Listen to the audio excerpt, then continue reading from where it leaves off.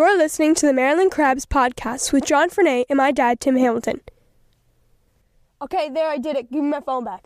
Live from a grungy kitchen table located in Annapolis, Maryland's scenic and historic capital, it's the Maryland Crabs podcast. With each episode, your hosts, Tim Hamilton, John Frenay, and the occasional guest will dive in and pick apart the stuff that really matters most to you. We're too lazy to actually solve any of these problems, but we can definitely stir the pot. From schools, politics, parking in the fire lane, to those horrible people who drive BMWs. And here with this week's episode, live from the kitchen table, Tim Hamilton and John Frenay. Hey, welcome to the Maryland Crabs podcast. This is John Frenay and Tim Hamilton. If you need to follow us, if you don't already know, follow us on Twitter at MD Crabs Podcast. Our website is themarylandcrabs.com. Our email is info@themarylandcrabs.com. And you can also check us out on Facebook. We've got a page and a group. And we are on a road trip again.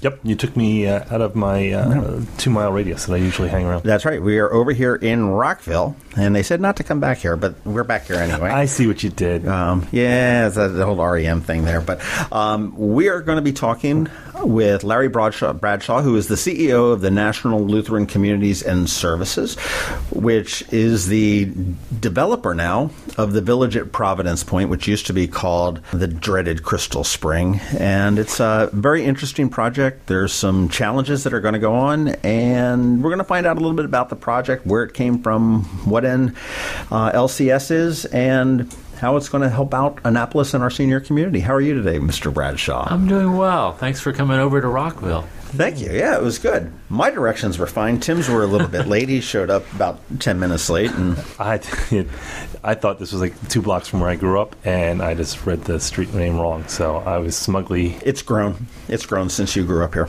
You know what? And actually, that's an interesting point that parlays it into. That was one of the fears that a lot of people in Annapolis had, is that the people who live in Annapolis, a lot of them have been there for generations, and they're fearful of any change. And someone who grew up in this area, and where we are right now was when I was a kid, which wasn't that long ago.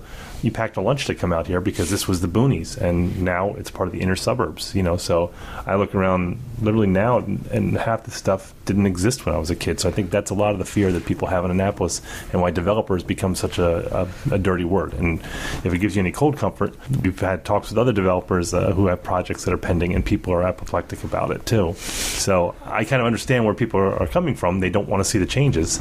But on the other hand, my mom grew up here since the 1950s, and it's been a slow change for her that she's gotten used to over time. Well, nobody likes change, period. I mean, what's the old adage? This is only babies and something else are the only people that like change. That's a great quote. It's true. Well, it'd be better if I knew what it was. That was my point. But Larry, let's talk a little bit about NLCS. This all of a sudden came into news in Annapolis as, okay, Crystal Spring is dead. NLCS is the new developer, the big bad developer that's coming in, that's taking this over from Hill Point Partners, which was the firm out of Connecticut. There was the question when you were first coming as part of the Crystal Spring project that it was tax exempt because it's a church organization, everything else. So explain a little bit about what is NLCS? It's National Lutheran Communities and Services. Yeah, National Lutheran Communities and Services, and we haven't been called the big bad developer before, so that's well, not to your face. welcome to Annapolis. Welcome to Annapolis. But we got to bring some news to you. National Lutheran Communities and Services is a 126-year-old organization. We are not for profit. We started in Northeast D.C. back in 1890. If I get my dates right, 1890. Moved to Rockville in the late 70s, 1970, when the district, I don't know if they condemned the property or they encouraged the National Lutheran Home at that time, too, that they wanted to do something with the property that wasn't really conducive to the National Lutheran Home. So National Lutheran Home at that point moved to Rockville. From Northeast? That was a good Northeast. move. That was a good move. From Northeast. Yeah. As a matter of fact, we just had our 125th anniversary, and we went back to the original site just a couple years ago and had a great time. The property looks apparently like it did back then. What is there now? Senior housing. Okay. A lot of it run by the district. Okay. And so we felt it was to complete the circle, we would go there for our 125th anniversary, and it was well done. Yeah, it was well done. So we moved to Rockville in late 70s, early 80s. We're just about 2.5 miles from where we're sitting today. And that community, at the point when it was in Northeast DC, was primarily a nursing home. And I think it's important to distinguish a little bit about what is a nursing home and what is an assisted living and what is a continuing care retirement community. We, right now, are a continuing care retirement community in Rockville. We have independent living where individuals come in as they are going into a transition in their life. I sometimes refer to it as a lifestyle transition. Okay, so this could be an empty nester, on the upper, obviously an empty nester, somebody that's older. I mean, empty nester, and a lot of people think because a lot of our literature talks about individuals 60 or 62 and older. You see that at other communities. The average age of people moving into new communities is somewhere between 76 and 82. Okay. So it is not a young population that is moving into these communities. And the oldest baby boomer right now would be 72. Yeah, that's about 79 or 81 million. I can't remember what it is. So that is going about to explode when you talk about the. Yeah, they call that the silver tsunami. Yeah, it's going to be massive. It's massive, and I think if you look at some of the statistics, only about 6%, and this may be a little old statistic, but about 6% of individuals who are over the age of 70 live in some kind of community or institutional housing. Almost 94% are staying at home, and everybody that we talk to, you talk to most seniors or most older adults, they want to stay at home. They want to stay where they lived. I mean, my parents went through that, and they always wanted to stay where they had grown up. But I think people who make this choice to come to as the village of Rockville, that we have here, are coming as a lifestyle change. They're downsizing. Maybe their kids are all grown. They have younger grandchildren, but they don't want the challenges of living at home and the uncertainty. When my mother moved from her home and she was living by herself, she was a little bit fragile. I finally convinced her by saying, you need to take the uncertainty out of your life. And the uncertainty of having a house that she'd lived in for 45 years was what happens when the furnace goes out? What happens when the snow falls? She lives in Kansas, and there's pretty significant snowfalls out there. So that became, that whole transition wasn't because necessarily of her health, but because of the uncertainty of both social aspects, but also financial aspects. So we moved to Rockville in 1979, 1980, and then in 2008 the organization wanted to grow because we are not-for-profit, as I said. We are a social ministry of the Evangelical Lutheran Church of America. There are 3 synods within this area. One is the Virginia Synod, Washington Metropolitan D.C. Synod, and Delaware, Maryland. So each one of those synods name 5 of our board members. So we had a presence in the Metro D.C. Synod with Rockville. We recently... what is that? Is it to the Irish Catholic here? Is that like a diocese? Or is that... Yes, very similar. Okay. Very similar. And the Metropolitan D.C. Synod is in D.C., but also talks to the adjacent counties in Virginia and Maryland. So Prince George's County, Montgomery County, and Maryland are part of that synod. So Rockville is in that synod. The Virginia Synod had always wanted National Lutheran to have a presence in Virginia. So in 2008, the organization created a parent organization, if you will, National Lutheran Home for the Aged at that time. And subsequent to that, we have developed the property in Winchester, Virginia, and also have acquired a moderate senior rental unit in Stanton, Virginia. So we have a presence in Virginia. We have a presence in the district, but we don't have a presence in Delaware, Maryland. Maryland is a tough state to develop in. Okay. From a continuing care retirement community, the Department of Aging does a really good job of advocating for seniors, and it's a rather arduous process. But and you're in the process of that now with the village. We are. Okay. Wait, let's take a step back. You said that Maryland's a difficult state in which to develop. Why is that specific? It's very highly regulated from a senior living standpoint, much more so than Virginia. And can you give a couple examples? In which way? The Department on Aging is much more hands-on, for lack of a better way to put it. They have a very defined process what you need to do. You file a letter of intent.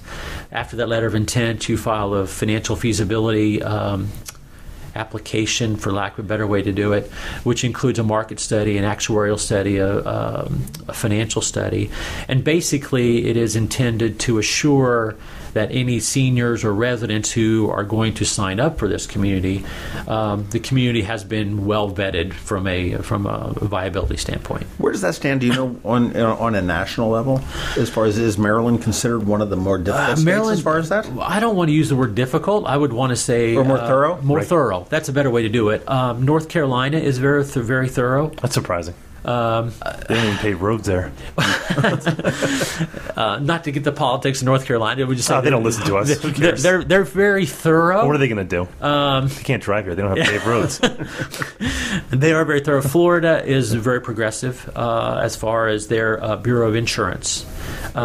Those are the three. California is pretty again, challenging is not the right word, thorough. But those four states. Ohio has a good presence, but those four states are the ones that really stick out for me, being in the industry for 35 years. But Maryland is very thorough with their deal. So, in looking at Maryland, several years ago, John Erickson came up and basically said he was going to build mega continuing care retirement communities every 30 miles from Boston to Richmond. And living at that time in Gaithersburg, I was working for another community in Gaithersburg. We were right in the middle of that kind of whole process, right. and we were all worried. But so what that has done, though, it has really created, especially in the Baltimore area, northern Montgomery County areas, a very high density as far as the number of senior living communities within a competitive environment. Almost not to get into the geeky statistics, but a penetration rates in the excess of 25 to 30%, which are really unheard of throughout the other parts of the country. What does that mean?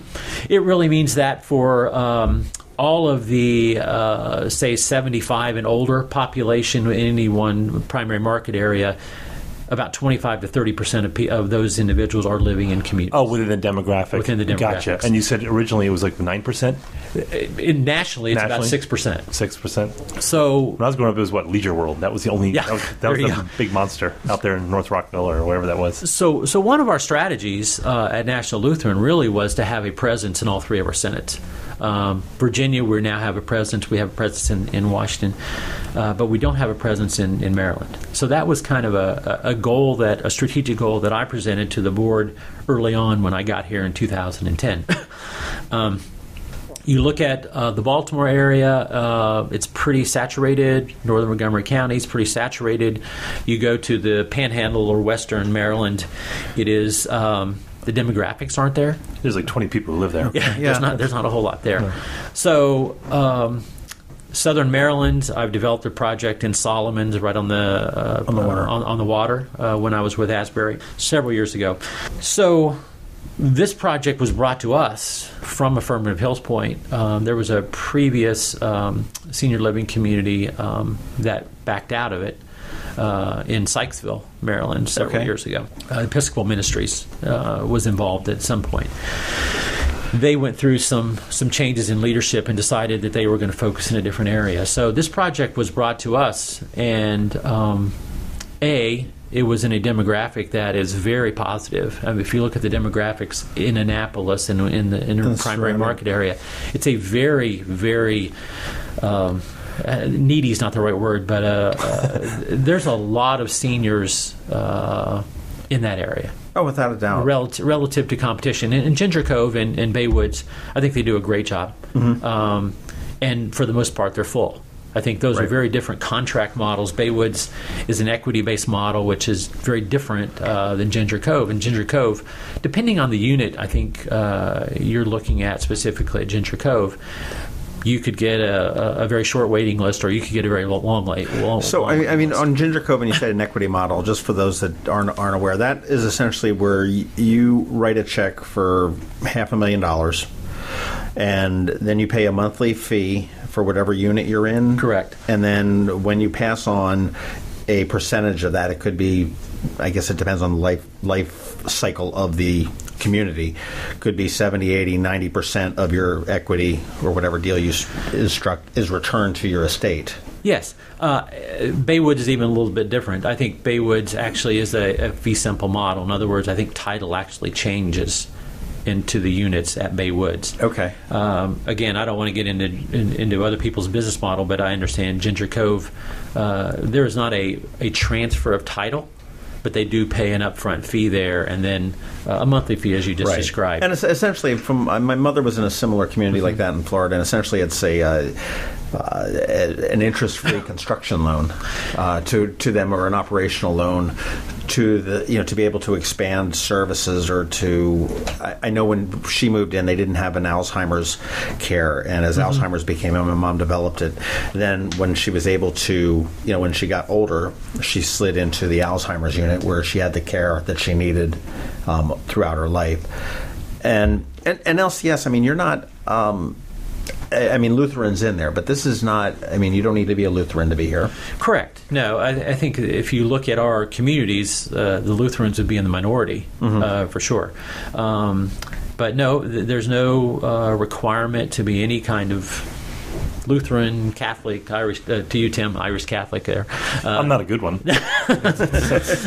I'll leave that alone.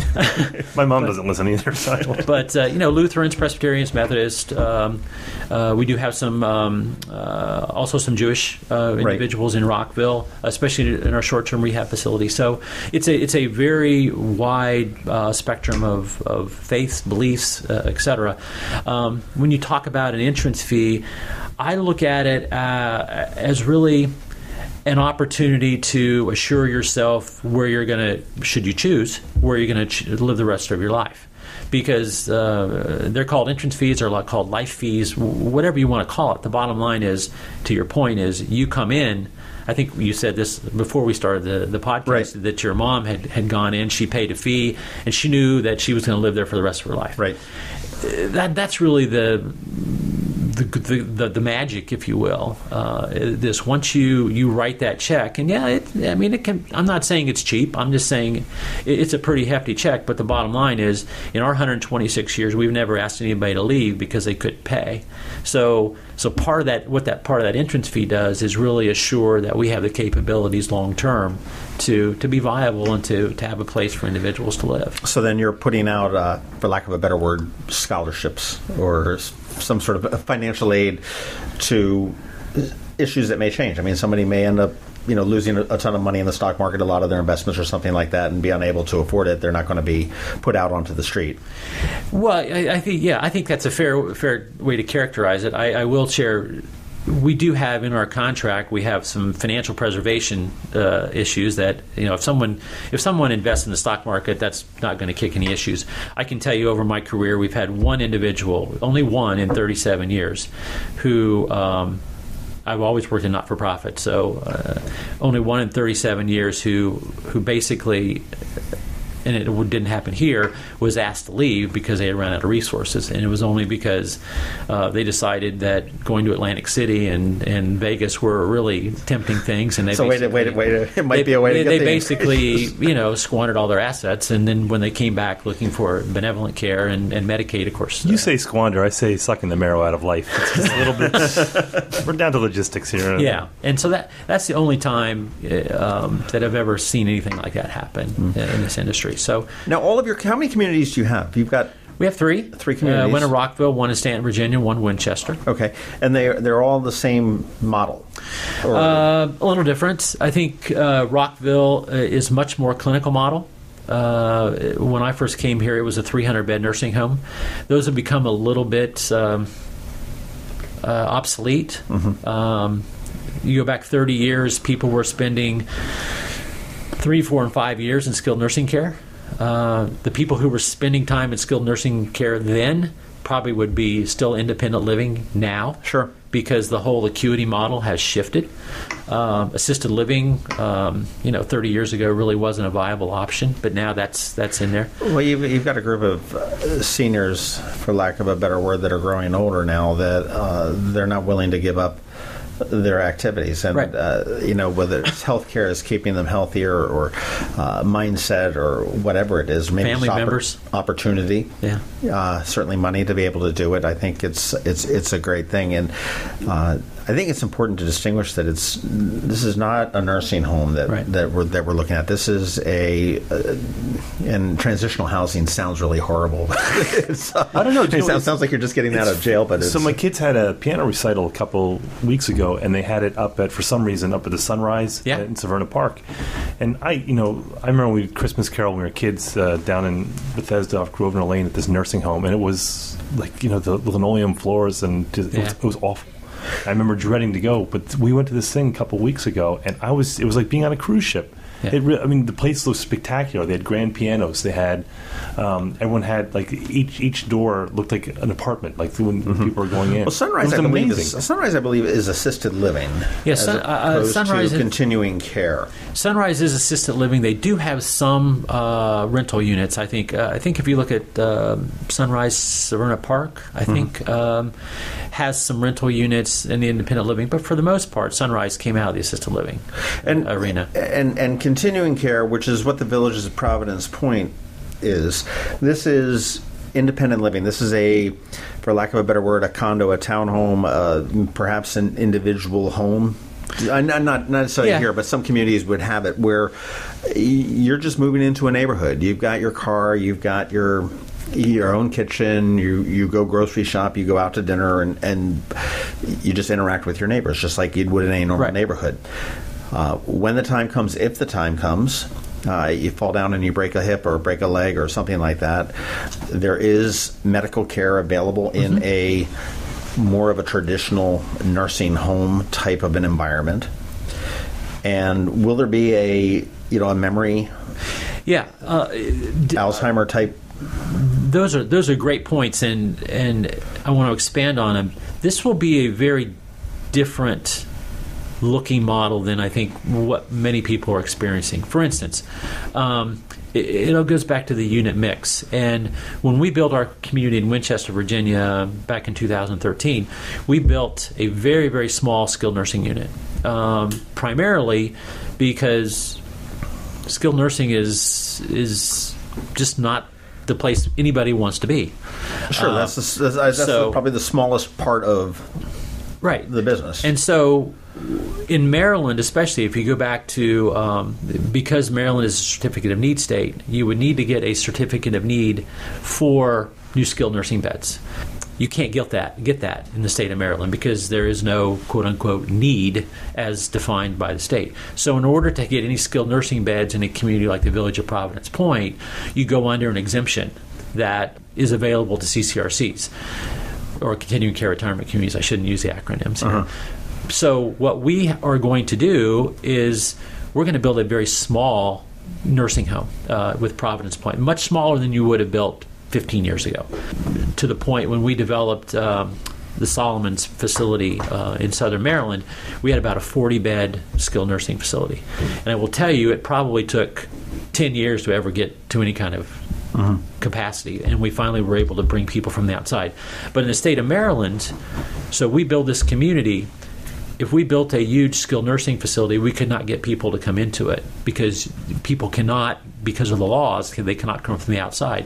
Gotcha. So we're going to build a smaller skilled nursing that will probably be in the neighborhood of around 20 beds, very, very small, that will be there purposefully to serve the residents who live there.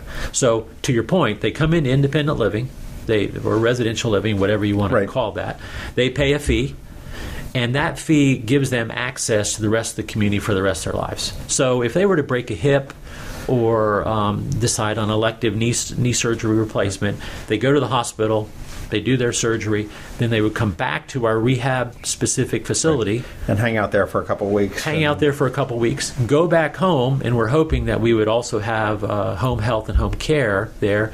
So that transition would go from hospital back to the skilled nursing facility, back to their unit, and then we would follow them with in-home care to assist them in further rehabbing. And then so they get back pull the in-home care out and let them go on their own. before they go back. A totally different model than it would have been several years ago. Well, it's interesting. I'll tell you what. I'm going to see if we can take a break right here. I want to see if I can wander around this expanse and find the men's room. But when we get back, let's talk a little bit about how NLCS got here, and what was your role then? What were changes that you're proposing now? Because it's not going to be this gigantic Crystal Springs project that everybody went and choked on before. And it's exciting to see where it's gone, what changes you have incorporated, the constructive changes that you've listened to. And when we get back, we will talk about that. Spring is waiting outside your door, and it's time to make your lawn and garden beautiful again with Homestead Gardens. Their experts will show you how to make a safe lawn for kids and pets using the area's largest selection of organic lawn solutions. Share family fun and satisfaction growing food, flowers, and shrubs together. Visit Homestead Gardens in Davidsonville or Severna Park, Maryland, and go to homesteadgardens.com for deals, events, and workshops. Live life outdoors this season with Homestead Gardens. And we're back here with the Maryland Crabs. We're in Rockville with Larry Bradshaw, who is the president and CEO of the National Lutheran Communities and Services, which is, we don't want to use the word developer, but the people behind the project of the village at Providence Point, which is the, not resurrected, but Crystal Springs, formerly known as. Evolution of. And, we learned a little bit about what NLCS was and the concepts and everything else, but how did you get here? I mean, you were initially... Well, let me back up a little bit. Crystal Spring, a lot of people seem to forget that Crystal Spring Farm at one point was combined with Mosk Farm, and there were Christmas trees, and it was owned by Janet and David Richardson. It went down to the water and everything else. It was just a beautiful thing. They built the barn, and they've got the wellness houses up there. Which is a wonderful community event. And as Mrs. Richardson is getting older, she's looking to divest, I guess, her assets and looking to sell off part of that. And it was initially approved for something close to 700 townhomes way back when. And this was before it was annexed into the city. I believe the county approved that. And then it was annexed into the city. She submitted a thing with 25 farmettes or junior little things on this property. Yeah, each was like 4 or 5 acres. Right, which wasn't, I wouldn't call it a farmette, but, small, but they're not McMansions by any means. Then it morphed into a large Crystal Spring community, which included a hotel, an amphitheater, shopping, an inn, retirement community, spa, Howard Harris Teeter, Cultural Arts Center was involved in it. Everything else there. There was going to be a Hooters there, and that one I don't recall. But I just threw that right in there. Hey, work with me on this. And there was a ton of opposition on that, and admittedly, it was a aggressive project. Well, I think there was a letter to the editor. There's always letters to the editor about Crystal Spring, and I wrote a comment after that when I used to write comments on the back of that, and it was just, I like to think it's rather, I had some issues with the project when it came to traffic and it came to schools. The environmental part, I think, was kind of a red herring for a lot of reasons, but so I wrote something to that extent. So I got a call from someone who's no longer with the group, who's an attorney, and he said, hey, can we sit down and talk about this over coffee? I said, yeah. So I did, and that didn't go well. But he admitted, I said, I said to him, you have to realize, because he was kind of lecturing me at the time, going, well, traffic will solve itself in 10 years. And I said, look, you got to understand the optics of this, is that we're talking about a huge development that's been scaled down, but a lot of people, you came in and scared a lot of people. And he said, yeah, maybe the original presentation was not the best optics, where we came in with the picture of this massive sort of development, which has since been scaled back. And he kind of said that was probably a mistake. We should have come in sideways and to alleviate the problem. And that's what I would say with John, that the vast majority of people who live in the area don't understand the project, don't even think about it a whole lot until it starts construction, until issues, if they were to occur, would occur. But the smaller groups, there's a small group of people who are opposed to it, and an even smaller group who are very vocal, because they tend to be the environmentalists who don't want to see any development whatsoever. But so the opposition right now is vague in general, I think, for the most part, except for the environmental. And they've been kind of quiet lately. Well, it does. And NLCS was involved in this initially. But and not changed initially. Several times. Somebody come back. But the most current iteration of the massive Crystal Spring. You guys were tasked with developing the continuing care component of that. And that was whittled down and shifted, and we moved the independent living cottages from here to there and everything else north of the stream, west of the street and everything else. And finally, Hill Point, they sort of threw in the towel and said that we can't do it, or maybe they were fired by Janet. I don't know how that all transpired. But now the project is just a continuing care community, and to be owned, managed, and built by you, correct? That's correct. Yeah, as I said earlier, we've been in business for 126 years. This is not a development, build and flip it proposition. This is a long-term partnership between NLCS and the city of Annapolis. So you're going to be a neighbor. Yes. For 100 and X years, just like you are in Rockville. Correct. And since the place in Northern Virginia, which was, early 2000s? 2013. Okay, 2013. Yeah. So, I mean, you're looking to be a neighbor, not necessarily a doze and dash kind of a... But I think this is where it's interesting. So we met with a developer of a project in Eastport a couple weeks ago, and he taught us, and taught me especially, the difference between development and infill development, which is basically taking, especially in Bethesda and Rockville, where you're taking areas and buildings that have been around for 50, 60 years and outlived their usefulness, and then you replace them. And that is a lot easier for most people to accept than something like this, which is new development. And that's what's scary for people. So you're facing a lot of challenges that maybe what the developer we talked to was talking about infill development, and he's getting a vocal minority that's kind of pushing back against him. But, I mean, for you guys coming in, the optics of it, and especially before, where they're saying, okay, you're coming in, you're bulldozing all the trees, and it's right up against the South River. But there's been a huge scale back since then. So what's the difference between what was originally proposed and what's proposed now? Well, I think if you go way back to the very first part that we were there in 2011, and you looked at you looked at a graphic. Sure, which I'm looking at now. Actually. Yeah, you would see along Forest Drive, you would see the massive retail development. Do you know like every inch of this property by now? An awful lot of it. I know a lot more about the intricacies of this project than I probably really ever wanted to know. But I've lived here for 20 years. I'm looking at this map going, I didn't know that was there. There's a, I mean, but if you looked from the very beginning, the retail and the inn and spa and all that would have been massed along Forest Drive from around the spa drive. It's the Spa Road intersection over to Newtown 20.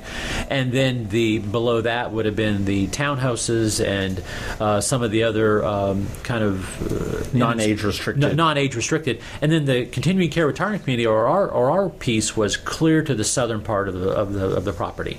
Below the intermittent stream. Back by the water. Back by the water, back by the meadow. And that was where we started. Which is, if you look at the footprint now, we're looking at our land footprint is about 47 acres or 49 acres on what we're purchasing, of which we're looking at developing about 27 acres. So the acreage is much smaller. I think the original footprint back in 2011 of just the continuing care community was almost 55 acres. If you look at a picture... The total acreage of the plot of Crystal Spring Farm is, what, 125? I believe the annexation, and I'm going to get the numbers wrong. We're about 110. No. Yeah. Okay. So that makes somewhere it. That's there. what I thought. It was upward of 100. Yeah. 100. Well, 110 of the site where the development was considered, but then another 75 acres plus, which would have included some of the equestrian farm, right, in the wellness house farm. So I think the annexation agreement was closer to about 190 acres, if I recall, in round terms. Right.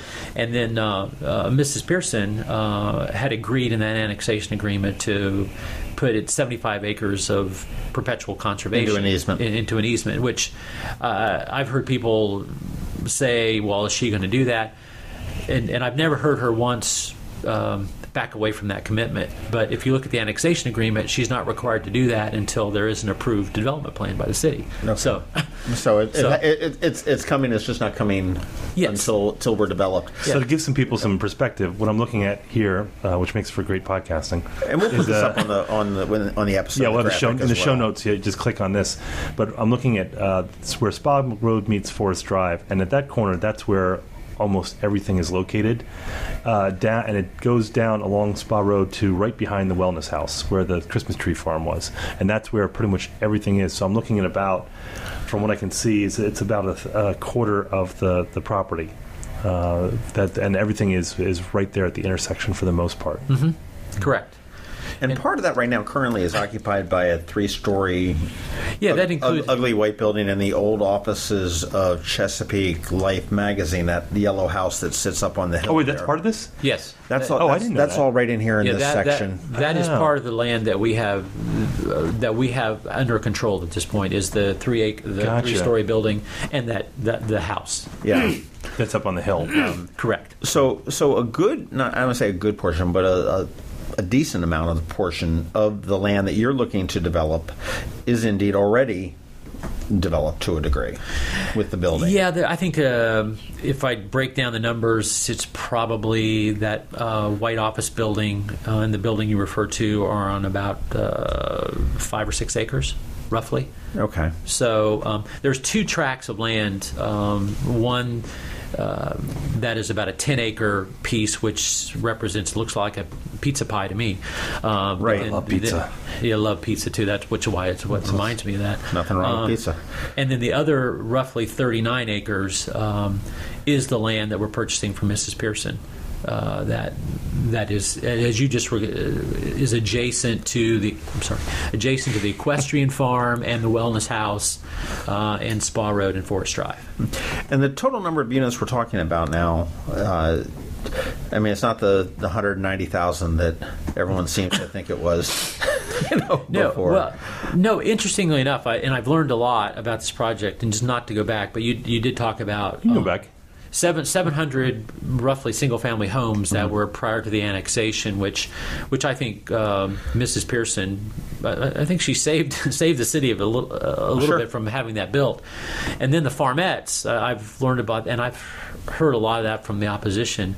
And what I've also learned from the farmettes were that was actually looked at by the city, and it was, from what I have learned, is that because you're going to have space for livestock and other things, it probably would have taken down more trees than maybe we're taking down. Interesting. I mean, I've heard that anecdotally. I don't have the statistics on that. Right, yeah, so you're not just putting a little house and everything else remaining the way it is. Yeah, because you've got to have land cleared for the livestock to graze and other such things. So again, that was a little bit more before my time.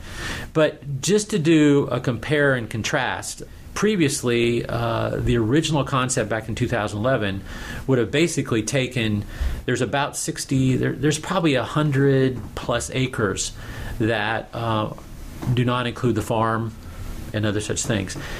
If you look at the original concept of that 100 acres, I bet you were building on 80 to 85 acres on that piece of property. So everything that was below the intermittent stream has been moved forward.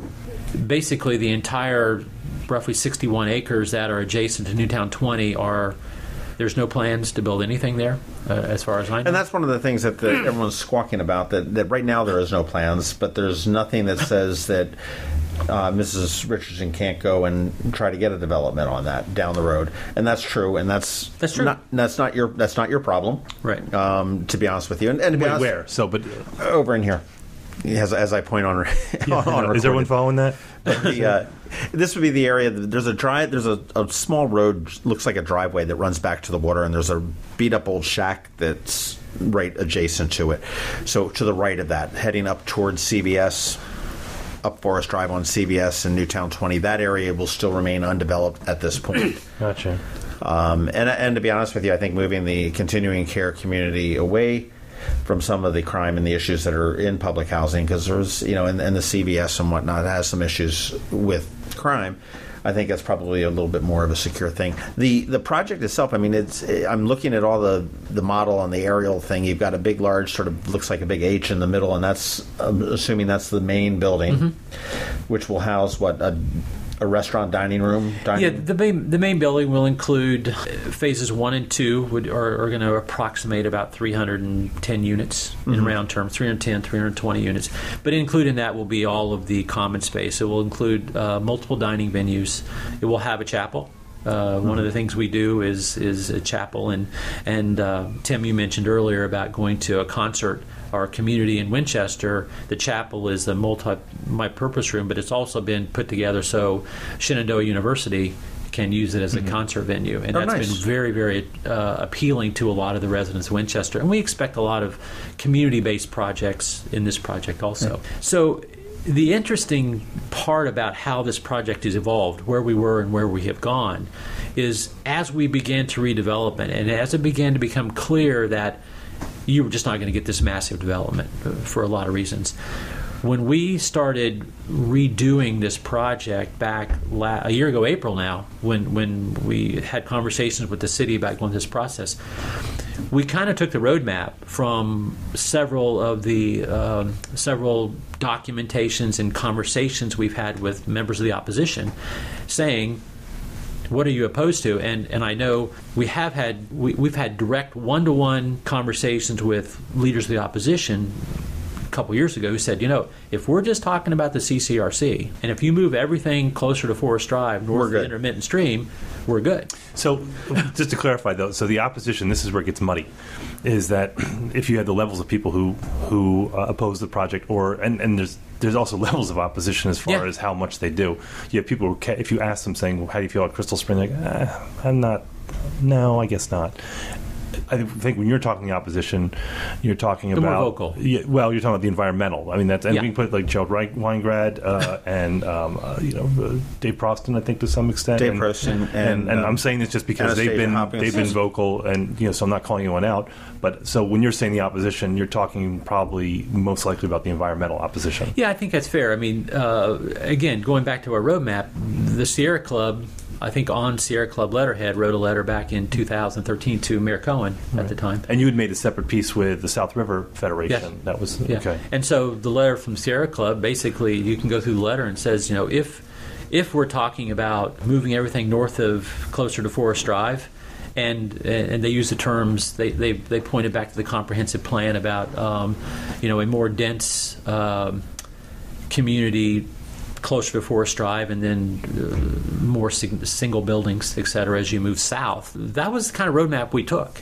And if you look at that letter from the Sierra Club, and you overlay to what we're proposing now, I think you would find that we would meet pretty much in line with it. Pretty much everything in line with that. So everything's fine then, right? Well, welcome to Annapolis, my friend. So the rules have changed. Yeah. Well, we also had 2 public meetings in March on a Thursday evening. And they were pretty well. They were well attended. We had about 35 or 40 people the first night, and somewhere maybe 25 to 30 second. The first one was.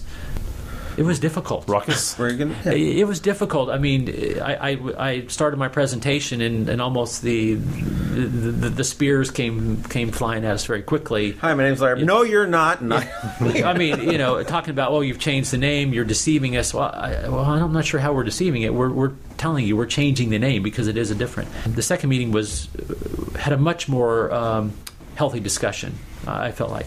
But out of both of those, I think what came out of the opposition, I didn't take away that people were upset with the footprint or with what it looked like. The things that came out, Tim, to your point, were traffic. Right, that's a big one. Traffic, which a big one. Which Forest Drive and Spa Road, I'm not going to get into. I don't live there because I know when people live there, they have a much more. It's not a great road now. No. Well, the issue, and so to give you some context, so we talked to the developer of the building in Eastport, and I don't know how familiar you are. I'll tell you what. Eastport. Before we get back into the whole traffic thing, let's take a quick break, real quick. Okay, yeah, just interrupt me quick, yeah. And we'll come back. We'll talk about the traffic. We'll talk about the main issues about the environment, schools, which is sort of a red herring in traffic. See how you're going to address that, and talk about how we can find out more information on the project, both from the project point of view as well as for somebody that wants to live there. Okay. When it comes to diamonds, there are two things that matter: reputation and value. At Zachary's, you know our reputation. We pride ourselves on providing the best experience for every customer every day, because we wouldn't be here without you. But what you might not know is that Zachary's is the only diamond importer in Annapolis. We cut a check for $500,000 and deal directly with the De Beers site holder to bring you the best quality diamonds. That's just one step away from a mine. So by the time a diamond gets to your hands, only 2 people have touched it, not 6. I'm Steve Samaras, and at Zachary's, we've spent decades cultivating relationships around the world to ensure we can offer the best value on a diamond. But the relationships we value most are the ones we create with our customers right here in town. Zachary's, online at zacharysjewelers.com. If it's a diamond, we're a good place to start. All right, and we're back with Larry Bradshaw, who is the CEO of the National Lutheran Communities and Services. And before I was so rudely interrupted by John, as I often am. So to give perspective, so we left off about traffic. So there were three problems with the original plan. And I have to keep emphasizing this original plan because I'm going to keep an open mind. And I actually, I don't have a problem with this one, to be honest with you. Schools was a problem. Schools was an issue. And we've eliminated that. Right. I think so. I hope we've eliminated the school problem here. Yeah. The environmental thing is something that I consider myself an environmentalist, but also I see that it's used as a Trojan horse whenever someone wants to fight development. That the first place they go to is we always said, the difference between a developer and an environmentalist is a developer wants a house on the water, an environmentalist already has a house on the water. So, and actually, literally in this case. But so I think the environmental stuff generally works itself out because the people who are so vocal when it comes to the environmental concerns, generally they get a lot of attention. And you adapt to that. The traffic is the last thing, and so it goes to a point that when is it really an issue, and when is it just a perceived issue? So when we talked to the developer Jeff Jacobson a couple weeks ago of the property in Eastport, so the first thing that people we have a forum on Facebook that we follow pretty closely, and I'm looking at the marketing person here. It's like, yeah, I'm all over that. Eastport Neighborhood Forum, which is kind of where you get a temperature of what's happening in Annapolis. And when we were talking about the development in Eastport, what the opposition was going to was our traffic is hellacious, and it's not. It's just not. I drive that 6 times a day easily. John does. It's not. You don't wait to get through stoplights. You're not at a standstill if you're going to turn left. So my point was that it was being used as one of the reasons for people to oppose. When it comes to Forest Drive, the traffic studies say that it is a D, which means that any further development is going to cause its collapse. And whenever there's about once every month or 6 weeks... Well, it could push it into a failure. There is an incident that shuts it down. But John's kind of convinced me because I used to say the traffic's hellacious. He's right. It's not hellacious on Forest Drive when it's working properly. When there's a problem, then it is a complete and total shutdown. So my concern with the original plan was the traffic. And it wasn't from the retirement community because, for obvious reasons, they're probably not going to drive as much. There's not much traffic from that anyway. And actually, I was looking forward to the Harris Teeter. I'm not going to lie. Well, they're also not going to be driving during the times when the traffic is Yeah, but you're making suppositions. But I'm saying, to my point, we talked to, we spoke to Mayor Panelides, and he put himself into a tough position when he said, I am going to face this down. They're not going to develop. And I don't think he probably expected to win at that point, and it kind of painted him to a corner. But we even gave him the out during his interview and said, this is a different project. And I'm not cheerleading the project. We got accused of cheerleading the Eastport project. Well, John did. He got accused of being on the take. And he might be, and just not sharing. But this, to me, looking at it, and I am concerned about traffic in general. So you could be putting a tent there with 2 people, and I'm just kind of like, I don't know. Those people might have a trailer to carry their tent. So, but it looks like the schools and the environment has been resolved. Now, I don't know if the environment's been resolved to the satisfaction of the people who say we don't want any development whatsoever. And there is that group of people that says no tree. You've got no kid left behind. You've got no tree hits the ground.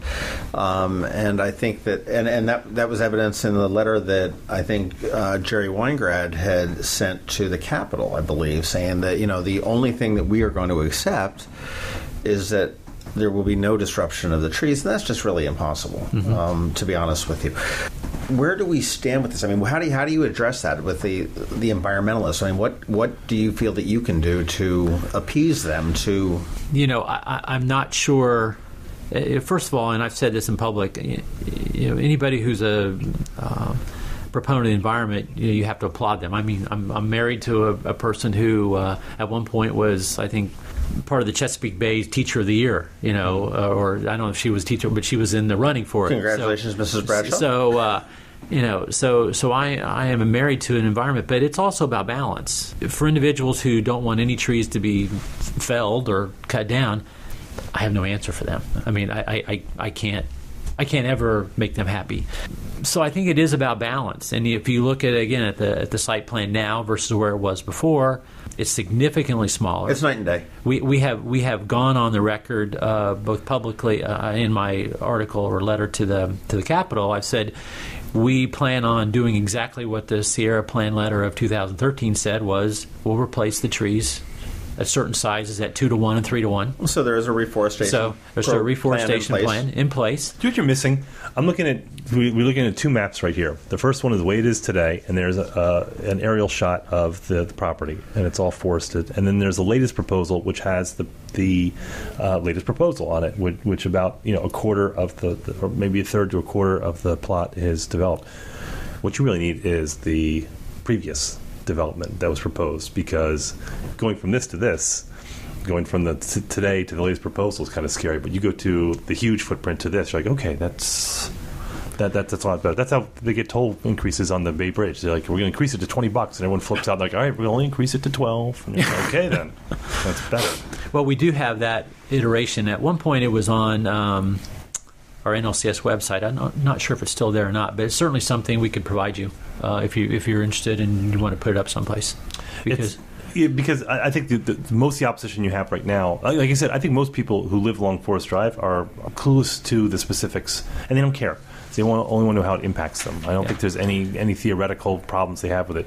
It's going to be that environmental group, and can you ever appease them? And again, I'm with you. Is that I applaud the work they do, but it's not that fine of a line. I think it's a fairly bold line between being uncompromising and being a steward of the environment.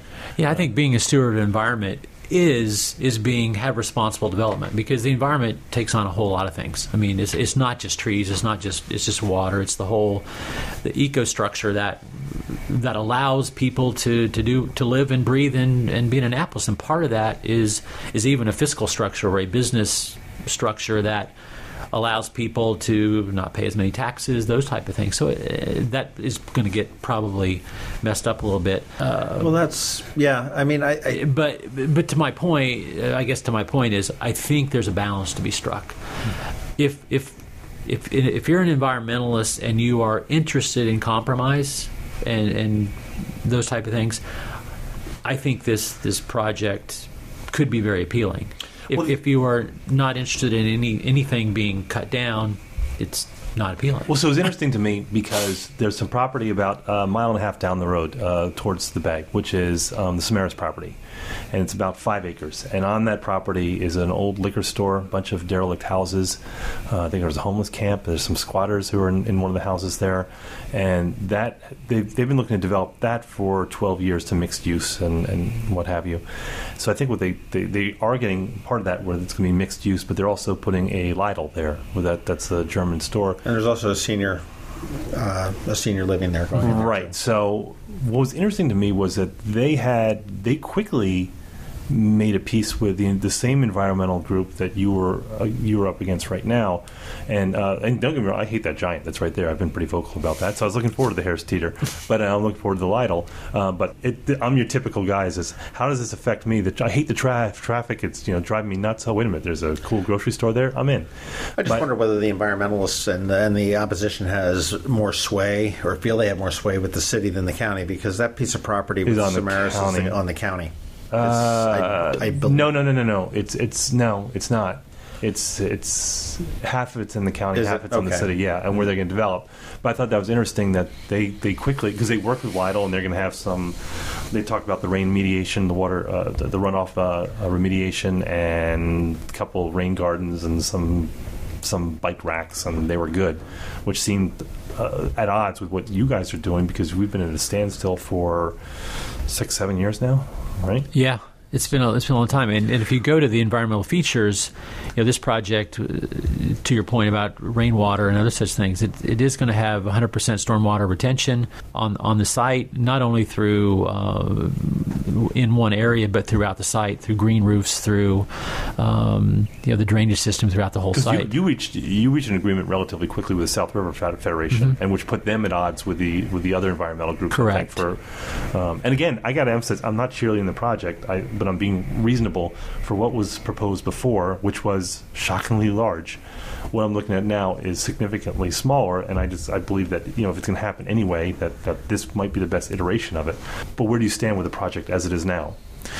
Well, right now we are in kind of the final stages of putting together the application for the Forest Conservation Plan and the special exception process, and ultimately the subdivision. We've had 2 public hearings, as I mentioned earlier, with the city, or not with the city, but with citizens. That wasn't a requirement from the city. That was something we offered just to. Will there be more? We will continue to disclose as the project moves along. Absolutely. And like I said, it comes down to traffic and whether real or perceived. And I know in some of those meetings I was sharing that we've had an traffic assessment done, predicting how many new trips this project will develop, especially at rush hour. And the numbers are, I think, 80 additional trips in the morning and 110 additional trips at night, which if you assume a 2-hour rush hour period, it's less than 1 minute a trip. So it's not substantial. However, our assessment also talked about traffic signalization and some other issues, maybe on Forest Drive where the interest of the project will be it's a right turn only versus being able to pull a left, or if there's signalization at the intersection of Spa Road and Forest Drive. I don't know the answer because the city is going to make that final decision. To your point earlier, that's all in discussion there. That's right, as it goes through. And if they say that you want a traffic signal here, then there will be if you want to continue with the project, there will be a traffic signal there. Yeah, exactly. And that's all to be determined. And there's a lot of people smarter than me that know how to deal with traffic. And I'm assuming that they're not in Annapolis. I'll tell you that. Well, can you also promise that the seniors that are living here are not going to be cutting down telephone poles to block Forest Drive? Okay, so the only impact they have may be the times that they're driving on it. Well, I think one thing that gets lost in the shuffle. I've been a proponent of seniors and older adults for the last 35 years of my career. We don't want to build something that is going to put anybody at peril coming in and out of this project either. So, valid point. I am not going to. I'm going to look to the city and say, I don't want my residents or our residents, having to go in a left turn lane onto Forest Drive without signalization there. I think that's just dangerous for them to try to do that. Maybe the signalization is farther. I don't know. Like I said, there are people a lot smarter than I, but that's going to be our interest is as we look at this with the city in a partnership, how do we help traffic on Forest Drive and Spa Road to the support of all those individuals, Tim, such as you, going there every day. Sure.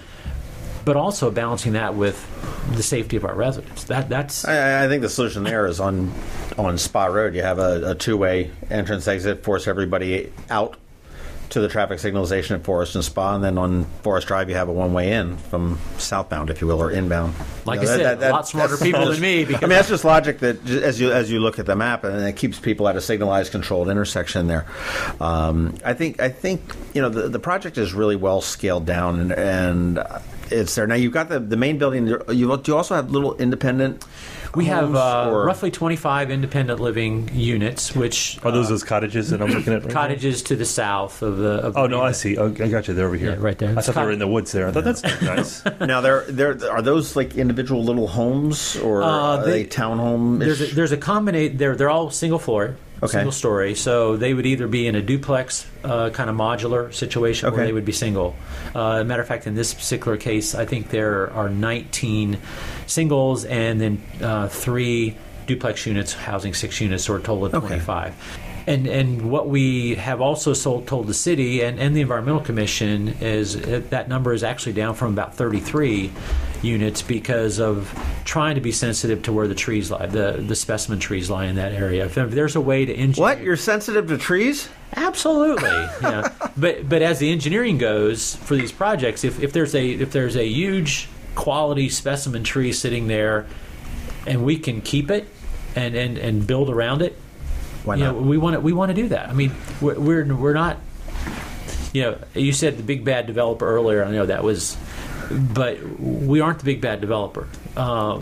We're trying to meet a need for seniors, older adults who live in the Annapolis area, and also address the needs of the environment. I mean, we're buying 50 acres of land. It's not inexpensive land, and we're taking roughly 18 of those acres and saying we're never going to build on them. So. It's not. Again, I think it's a balance. We're not looking to. We're not looking to go and say we're buying 50, we're clearing 50, and we're out of here. We're trying to provide a balance. Also in the traffic, we don't think our project is going to add many trips. Seniors, older adults, they do drive. I think I was misquoted someplace saying senior old adults don't drive. No. They do drive, but they don't drive during rush hour for the most part. Sure. There's no reason for them to leave between 7 and 9 unless it's a medical appointment or some kind of emergency. You're going to have people driving, but they're going to be driving off hours. Well, one of the things also on traffic in the original version of this is they were talking about having shuttle buses that would bring the residents downtown, or maybe out to the mall, or to the Annapolis Town Center, or to the Giant or the Lidl to get groceries or whatever it is. Is that also in the plan going forward with the Village of Providence Point? Absolutely, that's part of our program. We do that now here in Rockville. We also do it in Virginia, but we will have buses that would take people to medical trips, shopping events, to community events that will take them to and throughout the city. Okay. And there's a lot of interesting things now being done with some of the ride-sharing programs, specifically Lyft, I think, is doing a lot of partnerships with senior living communities that basically the residents can... These guys are smart. The residents can basically utilize that, and if it's a billed trip, it could just be billed back to the community. And so I think there's some real partnership opportunities there that can consolidate rides in a lot of different ways. What type of jobs are we talking about? How many people do we need to? How many people do we need to build this, and how many people do we need to run it? Estimates as far as construction jobs are about 400 full-time equivalents, to the tune of about $50 million in salaries. For 18 months? Probably closer to 24. Okay. For about a 2-year period. And then ongoing, we expect to have about 200 employees. Okay, and that's professional, that's janitorial, it's that's professional, management. Clinical, management, landscaping. We've got a couple cruise directors, I'm sure, that are taking care of. A couple cruise directors. Again, we have a smaller healthcare footprint, so a lot of metrics would tell you, especially with the unit mix we're talking about, if you take about 1/2 of an FTE or a full-time equivalent for the number of people you have on the site, is pretty close to how many people you're going to have working there, and that's about 200. Yeah, and presumably you're going to try to hire from local as best you can, obviously, depending on as much as, I mean, that tends to be a little bit of a market conditions that... Well, as I said earlier, we're going to be partners with the city of Annapolis in this. So it's the city of Annapolis, their people, there's a lot of skills there in Annapolis. We're going to do our best to hire local because that just makes it better for everybody. Well, there you go. The village of Providence Point, I think, it's moving along at a snail's pace. Again, you've got a project now that has been downsized considerably. We will obviously put the pictures in the show notes there as well. I do want to thank you, Larry, for having us into Rockville to be able to learn a little bit more about this, a little bit more in depth as to your history, where you are. You've got 3 other communities that you're actively running, managing. You're looking to become a neighbor in Annapolis as opposed to the Doze and Dash. I don't know whether I said that on air before. But if we want to find information on the plan itself, you've got a website that's that, or and also, where do we find somebody that wants to maybe live there, wants to investigate possibly retiring there? Well, I tell you, we're in the process of relaunching our website. Okay. I think that's going to come up in May. We're relaunching the website, but for now, I think you can go to nationallutheran.org. And you can find all the information you want on there. Just go to the Village of Providence Point page on nationallutheran.org, and you can find information on that. And also, if you are interested in living there, you can find information there also. That's right. And real quickly, what is the demographic of are you attracting singles, couples? My guess is that we would attract individuals somewhere between 76 and 80 years old. Mm-hmm. I think you will see about, as we open this community, probably about half of the units will be double occupied. The cottages, there's 25 cottages. My guess is most of those will be couples. But overall, I think you can look at between 50 and 55% initially as at opening of couples. That will ultimately go down as the community ages to about 30% long term. And then again, as far as financial capabilities, I mean, you're sort of across the board as far as, I mean, you don't necessarily need the Fortune 500 CEOs moving in there. I mean, there may be, but that's not the requirement to get into. I think from a business model standpoint, I always like to try and match our price points with the local resale market. If you look at some of the data we're looking at as far as the 5 to 7 zip codes that are very close to this project over the last several years, the median price is somewhere around $450,000. Okay. Median being there's half of them are under $450,000, sure. Half of them are over, half of them are probably way over, half of them are slightly under. So we're really going to try to put one of our entrance fee plans, which will be a traditional plan, which will not have a guaranteed refund, but will have a burn-off refund as the individual or the couple lives there. And then higher price plans for a guaranteed 50% refund of your money and also for 90%. So it will be, but I'm pretty certain here that based upon what we've seen in Winchester and also in Rockville, most of the people will take the lowest entrance point. Does the city require any MPUDs, which modified price unit? MDUPs. I get the moderately priced dwelling units. I need to get that out. Does that come into play here in a senior community? Do you know? It does not. Okay. It does not because of the senior living. You're renting a room, if you will. It's not an apartment. It's not a transfer of real estate. It's not a transfer of title. It's really a service agreement for a long-term service agreement. But it's going to be just a very exciting project. We really have a passion for it. We've been in it for 5 years. I've had a lot of people say, wouldn't it be better just to kind of bail out of this? But I'm a passion for serving seniors and really serving an underserved market. And this is an underserved market. There's great potential partners there between Anne Arundel Medical Center and other partners in the community. So, again, to your Doze and Dash, I just want to emphasize we're there for the long run. We're going to be there and going to be a partner and a neighbor for a long time. All right. Well, thanks for having us out today and getting me back to Montgomery County, and then now we're going back to. Well, hope you'll get back to Anne Arundel County later today. Yeah, I know. Absolutely. Thank you very much. Great. So if you want to find us on Facebook, you can find us. We have a page, and we have a group on Facebook. On Twitter, you can find us at MD Krabs Podcast. I'm at Tim Hamilton 47. John's at Annapolis. You can send us an email at info@themarylandcrabs.com. Our website is themarylandcrabs.com. You can subscribe to us on iTunes and Google Play and iHeartRadio and Stitcher and a zillion other places, and we're going to be in a couple other places coming up. I think we're going to be on Facebook as well as YouTube, and that's a lot. I had nothing to do with any of that. Tim, John, thank you. This has been the Maryland Krabs Podcast with Tim Hamilton and John Fernay. Sure to follow them at all the regular places, Facebook, Twitter, YouTube, and online at themarylandcrabs.com. Take a moment to rate us on iTunes. Now, get the hell out of my kitchen. Seriously, go!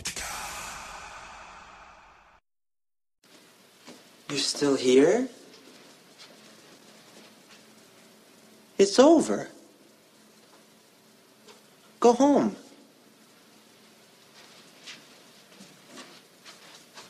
Go.